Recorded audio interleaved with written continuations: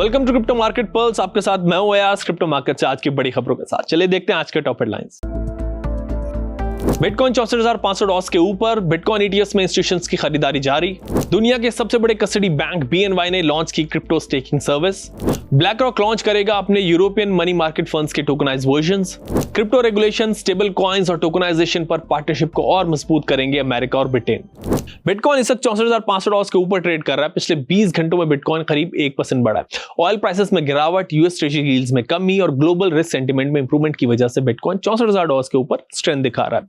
US में clarity act पर कोई प्रोग्रेस ना होने की वजह से वैसे ये जो मूव्स है बिटकॉइन में लिमिटेड रहे, लेकिन इन्वेस्टर्स का कॉन्फिडेंस वापस लौट रहा है। पिछले 3 ट्रेडिंग सेशंस में यूएस स्पॉट बिटकॉइन ईटीएफ में $430 मिलियन से ज्यादा का नेट इनफ्लो रिकॉर्ड हुआ। डेरिवेटिव साइड पर पिछले 24 घंटों में बिटकॉइन में $55 मिलियन से ज्यादा की लिक्विडेशंस हुई।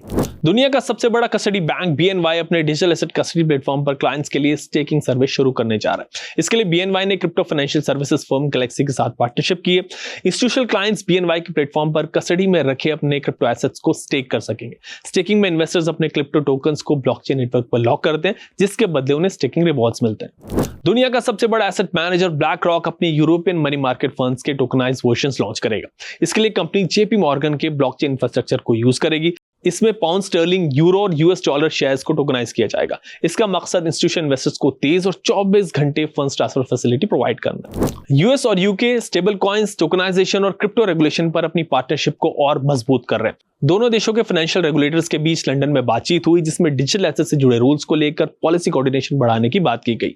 मीटिंग में स्टेबल कॉइन रेगुलेशन, अमेरिका के डिजिटल एसेट मार्केट स्ट्रक्चर और यूके की wholesale financial market digital strategy पर भी बात की गई। अब चेक करते हैं मार्केट में top gainers and top losers कौन से रहे।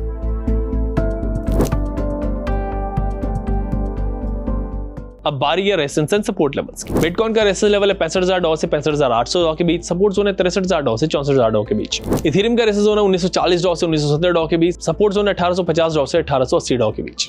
बीएनबी का रेजिस्टेंस जोन है $604 से $611 के बीच। सपोर्ट जोन है $584 से $591 के बीच। सोलाना का रेजिस्टेंस जोन है $75 से $76 के बीच। सपोर्ट जोन है $71 से $72 के बीच। एक्सआरपी का रेजिस्टेंस जोन है $1.07 से $1.08 के बीच। सपोर्ट जोन है $1.01 से $1.02 के बीच। बिटकॉइन फिलहाल $64,500 के ऊपर ट्रेड कर रहा है और मैक्रो सेंटीमेंट धीरे धीरे इंप्रूव हो रहा है, लेकिन जब तक कोई बड़ा पॉजिटिव ट्रिगर नहीं मिलता है, मार्केट में शार्प अप मूव के चांसेस कम है। ऐसे एनवायरनमेंट में मीम कॉइन्स और छोटे टोकन्स को या तो फिर अवॉइड करें या फिर एक्सपोजर वहां पे आप कम रखें, क्योंकि ऐसे टोकन्स में वोलेटिलिटी बहुत ज्यादा होती है और रेंज बाउंड मार्केट में इनमें तेज गिरावट भी आ सकती है। इस बात का ख्याल रखें और अगर क्रिप्टो पे आपका कोई और सवाल है तो हेल्पलाइन नंबर पे कॉल करें।